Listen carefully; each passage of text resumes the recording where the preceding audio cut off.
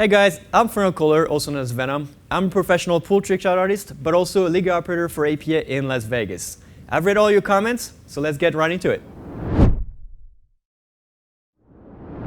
I like this comment from Christy M. I want to read it to you guys. Master your bridge and stance, don't worry about English yet, just center ball.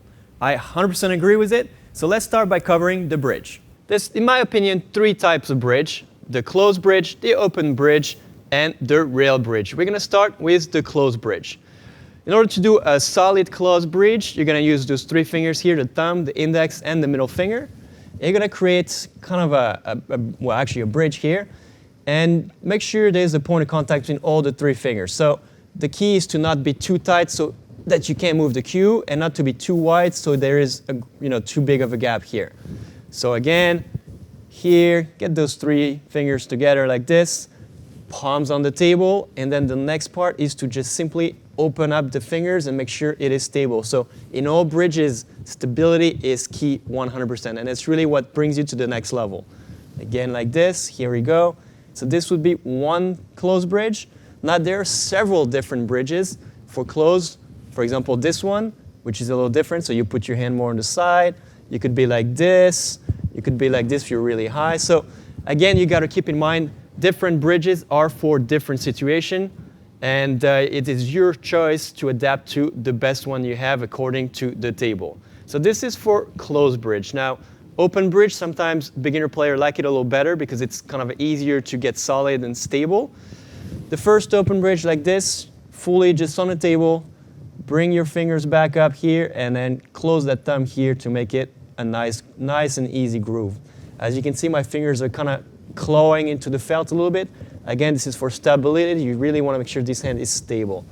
Now, if you don't like this, you could go for what I call the spider bridge, with those two fingers in the middle here, and those are really stable there. Put the palm on the table, and then here we go, raise your thumb. This is one. And of course, you can go even like this, if you're going over a ball, for example. So there are several bridges, again, for the open as well. And you have to make sure that you use the proper one in the proper situation. The final bridge is the rail bridge. So we're going to bring this cue ball close to the rail here. And we're going to start with the ball being maybe a ball away from the rail, right? So in this case, what I like to do is you start by putting the cue down on the table as parallel as possible to the table, not like this. Really just let it do the work here. And then I like to use the two fingers, again, the index, the middle finger, and then put my thumb in the middle, like right there, under it, and just create kind of a line. I don't know if you can see here, it creates a line with the thumb in order to guide your cue, right? So that's very important. You can't necessarily see it, but it's right there. So this would be one, and that's a very solid bridge here. Now, a lot of the time the cue ball is much closer, and that's when it becomes really difficult. So if it's frozen to the rail, first up, make sure you chalk, because miscues are much easier to happen. What I like to do on this one is actually use the edge of the table like this, and sort of, put all my weight into my fingers to really get stable. Again, you want to be as stable as possible. And in this case, I'm using an open bridge. You could do a closed bridge like this as well. I like the open better, but this is sort of up to you. There we go. So this is for in this case. And now let's say you're in between. So in between, it's going to be slightly different because like this would be a little too close. So this could work in some situation, but it wouldn't be recommended. So in this case, you don't need to be here either because it may be a little too far. So you're going to go right in the middle here, put maybe all the fingers on there. And I like an open bridge as well for this. You could also try to close bridge like this, but really I like the open bridge this way, very stable. And this again covers the entire cue ball being on the rail. So now you had it from the rail, you had it further out, and you have it in between.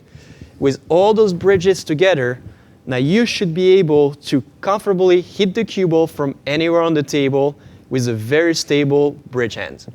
Now if you practice this, it's really going to help you to go from a 2 to a 3. As usual, remember APA is way more than just a pool league, it's also a community, so don't hesitate to ask the higher skill level on your team or any good captain. And if you have even more questions, don't hesitate to reach out on Facebook.